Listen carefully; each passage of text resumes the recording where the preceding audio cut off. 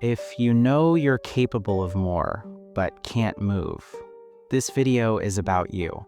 You walk into a room and feel like the air doesn't notice you. You speak, and the words seem to evaporate before they reach anyone's ears. You do good work, show up on time, keep your promises, and still, the promotions, the attention, the invitations, the recognition, they go to someone else. Someone louder, someone flashier, someone who just seems to exist more. You're not lazy, you're not talentless, you're not even particularly shy in most cases, but there is this persistent, quiet feeling. I am invisible. And it hurts in a way that's hard to explain to people who've never felt it. Because it's not dramatic rejection, it's erosion. A slow, steady drip of being overlooked until you start wondering if you're even really here. This is the psychology of men who feel invisible, the hidden emotional architecture behind why some men live with a chronic sense of being unseen, why it's not just low confidence, and why it often has nothing to do with how much they actually achieve. Let's go beneath the surface, the unseen provider trap. Most men who feel invisible are high-functioning providers. They pay the bills, they fix things, they listen without complaint, they show up when no one else does. But society has trained everyone, including them, to notice only the loud signals of value: charisma, dominance, visible success, emotional expressiveness.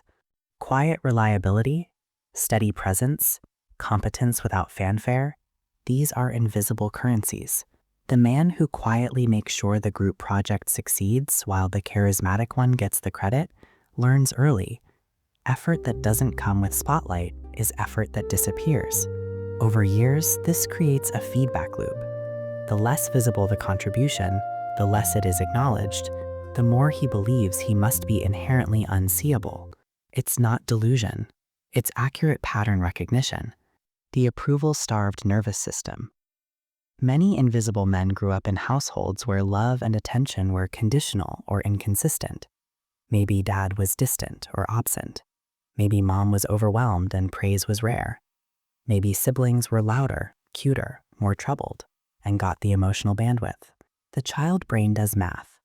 I get noticed when I achieve, don't cause trouble, stay out of the way. So he learns to be low maintenance, self-contained, high-performing, low drama. A nervous system that becomes addicted to external validation, while simultaneously terrified of asking for it. He craves being seen, but believes asking to be seen makes him needy, weak, burdensome, so he waits to be noticed.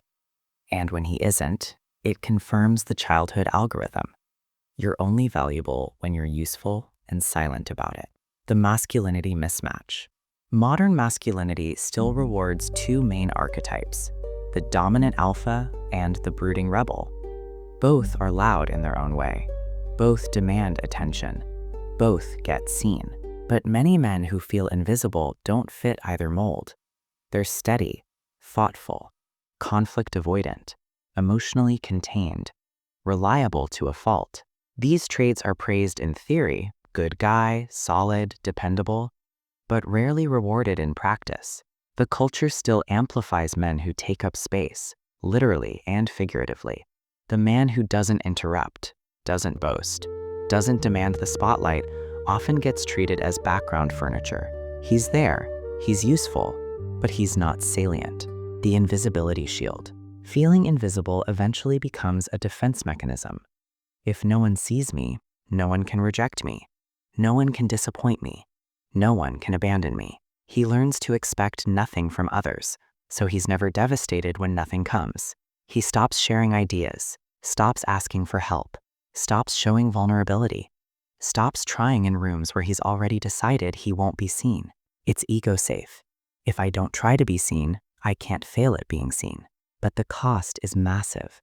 Emotional isolation, chronic low-grade resentment, a life lived in grayscale. The hyper-independence wound.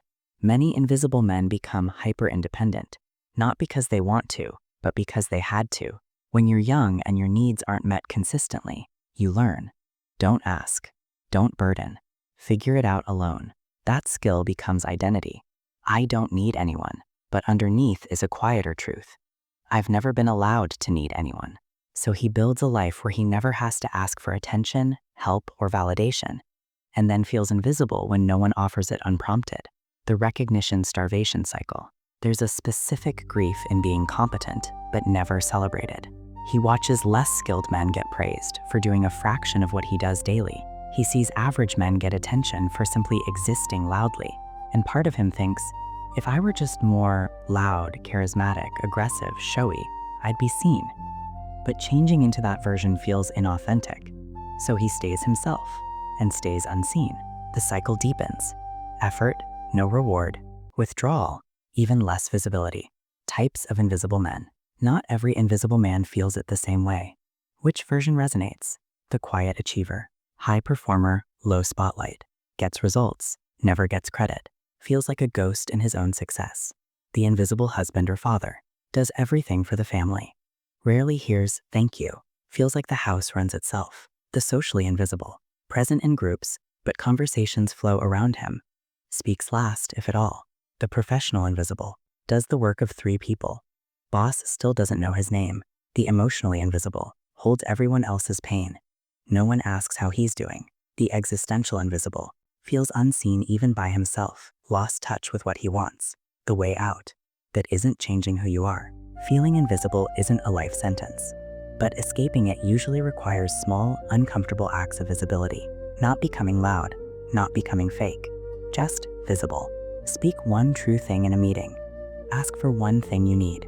Share one feeling without fixing it. Celebrate one win without downplaying it. Each act chips away at the old algorithm. I have to disappear to be safe. The nervous system slowly learns. Being seen doesn't always equal danger, and the people worth keeping will meet you in that new space. Final thoughts. If you're a man who spent years feeling invisible, who's tired of hearing you're such a good guy, while watching lesser men get chosen, celebrated, remembered, you are not broken. You are not forgettable. You are not invisible by nature. You were trained to disappear in order to survive environments that didn't have space for quiet strength. But that training is not destiny. You are allowed to take up space. You are allowed to be seen without apology. You are allowed to want recognition without it making you needy. The world didn't teach you how to be seen, but you can teach yourself. One small, brave, authentic moment at a time. Because the man who finally lets himself be visible doesn't become someone else. He just stops hiding the someone he's always been, and the right people will finally see him. If this video reached the part of you that's been waiting to be noticed, hit that like button. Let's show how many men are carrying the same quiet weight. And if you want more videos about the things men feel but rarely say out loud, tap subscribe. And remember, you're not invisible. You've just been standing in a room where no one was taught how to look properly, but you can change where you stand and who you stand in front of. Start there.